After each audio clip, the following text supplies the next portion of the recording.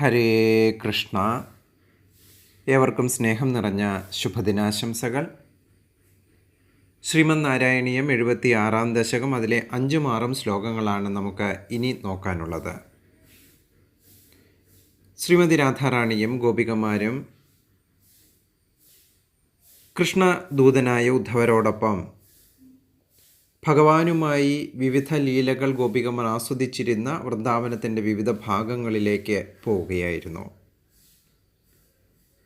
അവിടെ വെച്ച് ആ ഗോപികമാർ ഉദ്ധവരോട് ചോദിക്കുകയാണ്, ഹേ ശ്രീമൻ, അല്ലയോ മഹാത്മാവേ, കിം ത്വം പിതൃജനകൃതേ പ്രേഷിതോ നിർദ്ദയേന.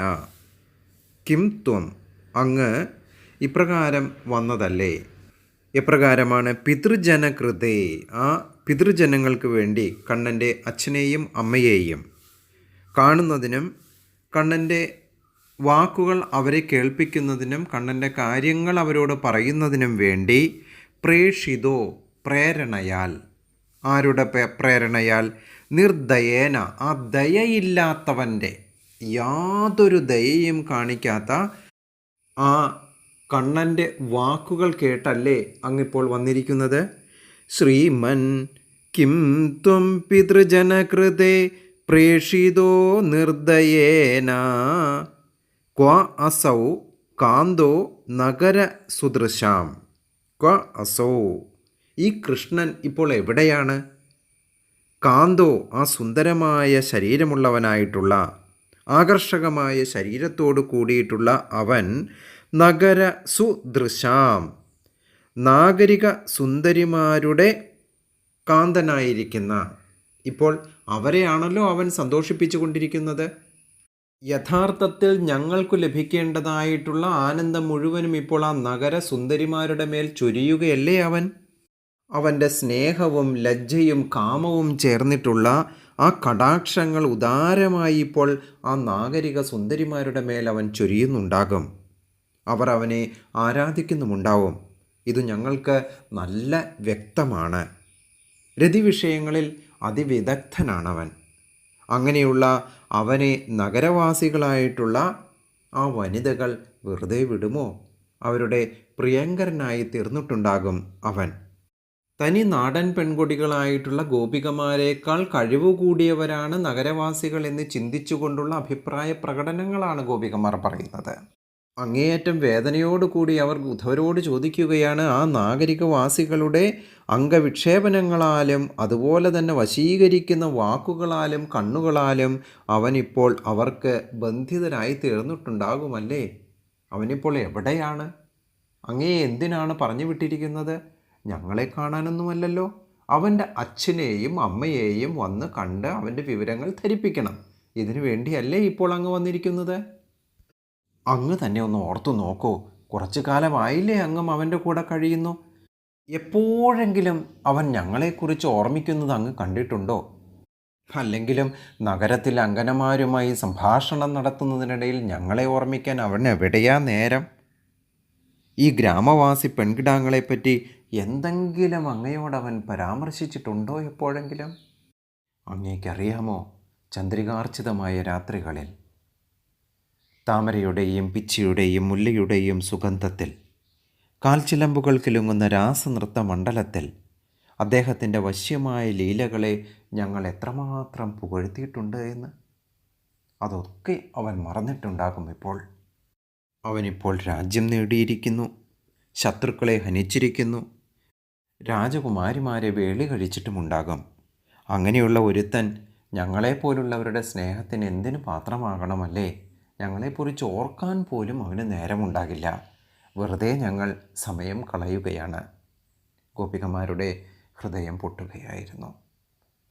അവരുടെ കണ്ണുകളിൽ നിന്നും ധാരധാരയായി കണ്ണുനീർ ഒലിച്ചിറങ്ങി. അവരുടെ വാക്കുകൾ ഇടറി. എന്നിട്ടവർ ഉദ്ധവരോട് ചോദിച്ചു, ആ കള്ളക്കണ്ണനുണ്ടാക്കിയ വൃഥയിൽ കഴിയുന്ന, ആ ദുഃഖത്തിൽ അങ്ങേയറ്റം തപിക്കുന്ന ഞങ്ങൾക്ക് എപ്പോഴെങ്കിലും അവനെ ഒന്ന് കാണാൻ സാധിക്കുമോ? അവൻ്റെ അംഗങ്ങളുടെ സ്പർശം കൊണ്ട് ഞങ്ങൾക്ക് ഞങ്ങളുടെ നഷ്ടപ്പെട്ടു പോയ ജീവൻ തിരിച്ചു കിട്ടാൻ എന്തെങ്കിലും മാർഗമുണ്ടോ?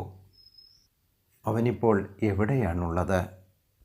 ക്വ അസോ കാന്തോ നഗരസുദൃശാം.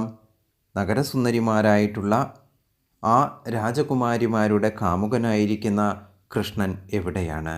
ഹാ ഹരേ, എല്ലാ ദുഃഖങ്ങളെയും ശമിപ്പിക്കുന്ന നാഥ, നാഥ പായ, ഞങ്ങളെയും ഈ ദുഃഖങ്ങളിൽ നിന്നും രക്ഷിച്ചാലും.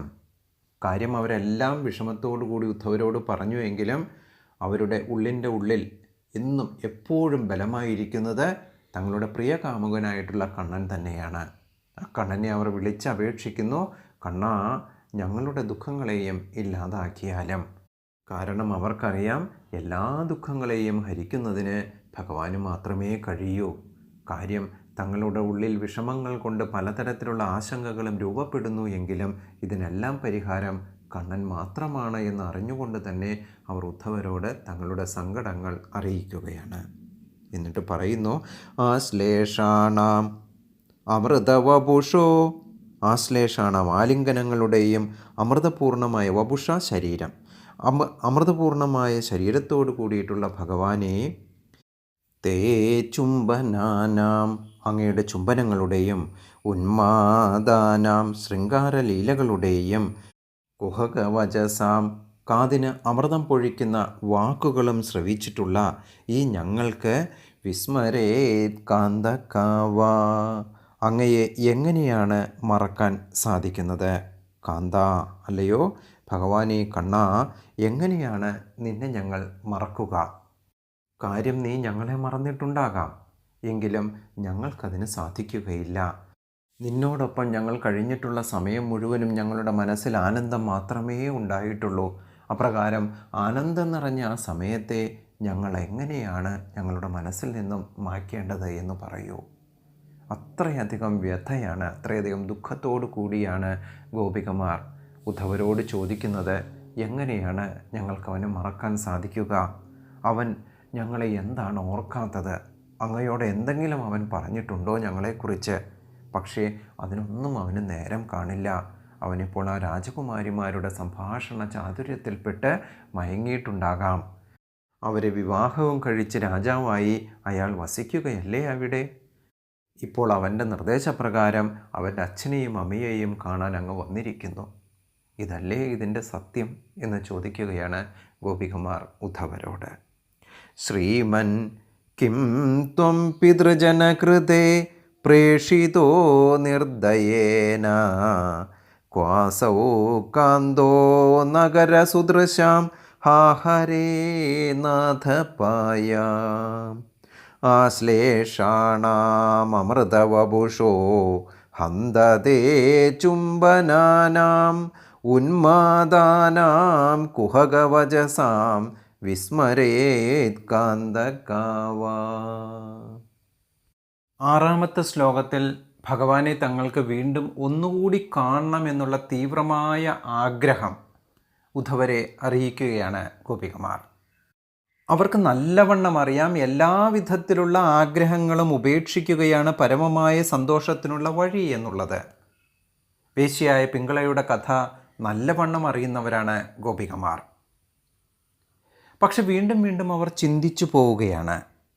എപ്പോഴും ഭഗവാനെ കണ്ടുകൊണ്ടിരിക്കണം, ഭഗവാൻ നമ്മുടെ അടുത്ത് വേണം, ഭഗവാനുമായി സംസാരിക്കണം, ഭഗവാനുമായി ലീലകളിൽ ഏർപ്പെടണമെന്നുള്ള ആ ചിന്തകളാണ് തങ്ങളെ അങ്ങേയറ്റം വിഷമിപ്പിക്കുന്നത് എന്ന് ഗോപികമാർക്ക് നന്നായി അറിയാം. ഇതുതന്നെയാണ് തങ്ങളുടെ ദുഃഖത്തിനും കാരണം എന്നുള്ളതും അറിയാം. ഇതെല്ലാം ഉദ്ധവരോട് അവർ പറഞ്ഞു കേൾപ്പിക്കുന്നുണ്ട്.